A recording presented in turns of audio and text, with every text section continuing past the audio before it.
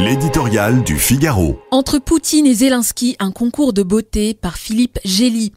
Vladimir Poutine relèvera-t-il le gant jeté par Volodymyr Zelensky? Après tout, l'idée vient de lui, se retrouver dès ce jeudi en Turquie pour commencer à négocier face à face une issue à la guerre en Ukraine.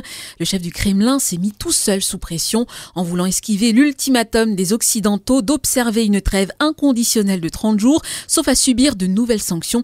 Il a dessiné le piège dans lequel il se trouve maintenant.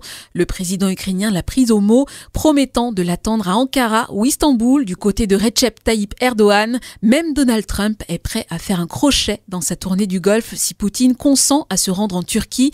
Le monde entier n'attend plus que lui. Cela donne au tsar la mesure de son importance, mais aussi de la précarité de sa posture. Accepter le rendez-vous, c'est paraître céder aux pressions internationales, puisque même ses amis brésiliens et chinois le poussent à négocier. C'est en outre légitimer Volodymyr Zelensky, présenté jusqu'ici comme le président fantoche d'un non-État à dénazifier. Il faudra pourtant que le Russe se résolve un jour à traiter avec l'Ukrainien. En optant à ce stade pour la chaise vide, Poutine laisserait le beau rôle à son ennemi et mettrait en péril les bonnes dispositions de Trump à son égard. En attendant que la diplomatie entre dans le vif du sujet, les protagonistes se mesurent dans une sorte de concours de beauté dont l'arbitre est le chef de la Maison-Blanche. Ce président homme d'affaires pour lequel seul compte le résultat et peu importe la méthode, cherche en toutes circonstances qui peut apporter une solution à ses problèmes. Plus d'alliances gravées dans le marbre, plus de leçons de morale sur la façon de gouverner, sauf aux démocraties européennes.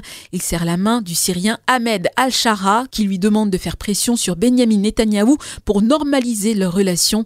Il tend une branche d'olivier aux Iraniens pour négocier leur statut nucléaire, aux grandes dames d'Israël qui poussent à la confrontation.